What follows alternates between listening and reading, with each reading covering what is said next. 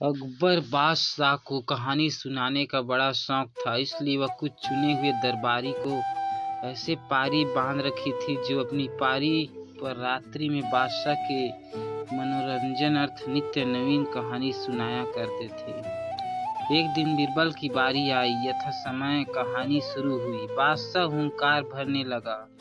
इस प्रकार बीरबल को कहानी कहने में बड़ी तकलीफ होती थी, कारण कि बादशाह बड़ी से बड़ी कहानी सुनाना चाहता था। जब बीरबल एक संपूर्ण वाक्य कह जाता तब बादशाह केवल और कह देता था।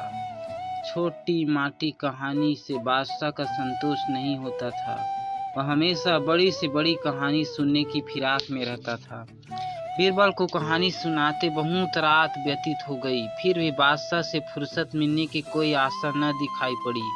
वह झल्ला उठा और अपने मन में सोचा, जो कुछ भी परिश्रम है वह मेरे को है। बादशाह तो केवल एक शब्द कहकर फुर्सत पास चाहते हैं, इसलिए अब कोई ऐसी तरकीब सोचनी चाहिए जिससे बादशाह भी झल्ला उठे।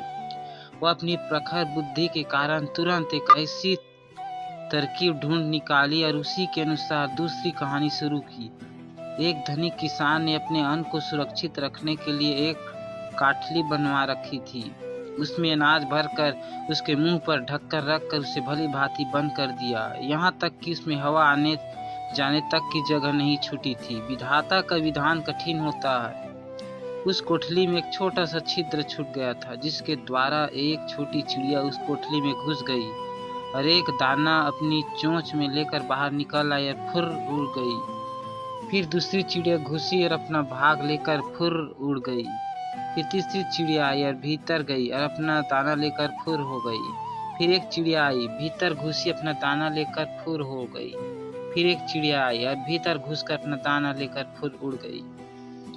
इस तरह लगातार कहते कहते बीरबल को सैकड़ों बार हो गया। जब बादशाह और कहता कहता थक गया तो बुलाकर बीरबल से बोला, यह तो मैं सुन चुका, अब आगे क्या हुआ सो कहो।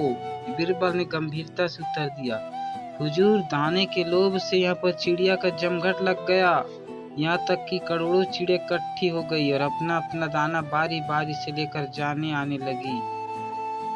अभी 150 की बारी आई है। जब सब चिड़िया को पेट भर जाएगा तो कहानी आगे चलेगी। क्या अभी खत्म हुआ जाता है? इसमें वर्षों का समय लगेगा। बादशाह बोला, मैं ऐसे कहानी से भर गया, अब इसे ही बंद करो। बीरबल को अवकाश मिल गया और मन ही मन गांजता हुआ से प्रस्थान कर गया।